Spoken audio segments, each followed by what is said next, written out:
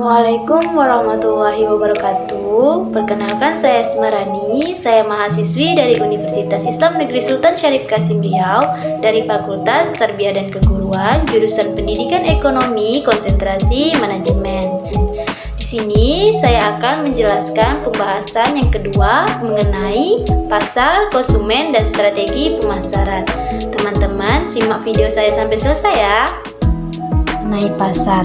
Apa itu pasar? Pasar adalah tempat berkumpulnya pembeli dan penjual yang berupaya memenuhi kebutuhan di mana kedua belah pihak memiliki kemampuan dalam melakukan pertukaran dalam suatu harga jual.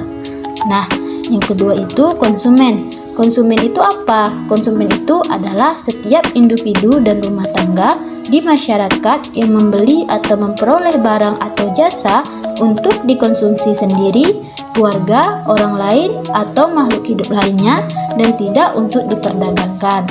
Nah, selanjutnya ada strategi pemasaran. Nah, strategi pemasaran itu ada segmentasi pasar, target pasar, diferensiasi. Di segmentasi pasar ada geografis, demografis, fisiografis, atau bisa disebut dengan psikologis serta perilaku.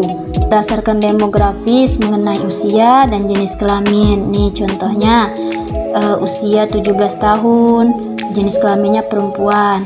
Nah, membutuhkan gamis. Nah, di tempat demografisnya itu seperti iklim atau cuaca. Nah, di situ cuacanya panas. Misalnya kalau panas, maka gamis tersebut dibuat harus dengan bahan yang lembut dan adem supaya tidak panas. Nah, yang selanjutnya itu mengenai fisiografis atau kebutuhan. Jadi kita harus melihat kebutuhan konsumen kita itu.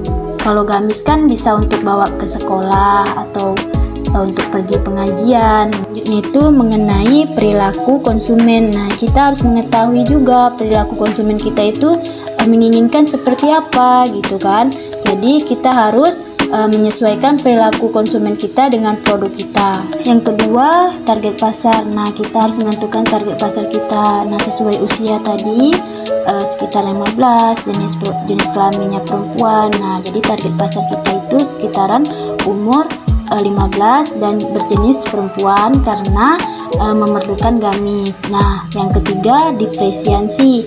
Nah, di diferensiasi itu harus menciptakan keunggulan dari produk kita agar dapat bersaing dengan pesaing kita.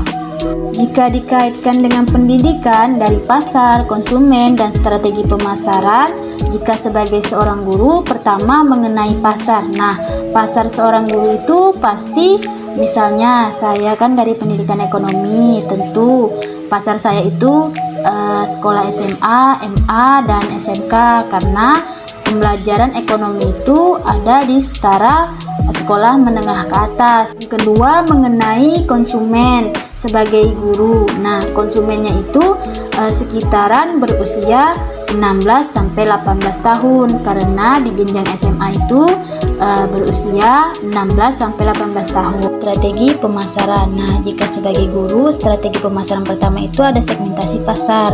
Segmentasi pasar itu pertama demografis, usia. Nah, contohnya tadi kan usianya 16 sampai 18 tahun di tingkat SMA karena pembelajaran ekonomi. Nah, yang kedua geografisnya. Nah, jika sebagai seorang guru itu harus memilih tempat yang bagus, yang baik, akreditasnya.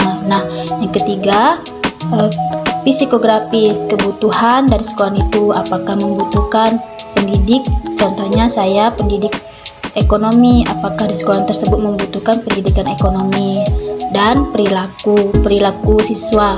Nah, kita harus mengetahui perilaku siswa itu, bagaimana karakteristiknya, bagaimana cara dia memahami pembelajaran kita agar pembelajaran kita berikan dapat mudah dipahami dan dimengerti oleh peserta didik.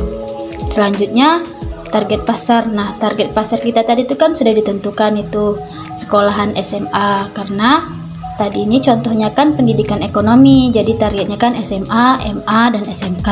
Nah, di diferensiasi itu ada cara pembuatan, pembaharuan yang dimana nilai keunggulan kita itu ditentukan. Kita harus membuat membuat cara bagaimana keunggulan kita itu dapat diterima di sekolah tersebut.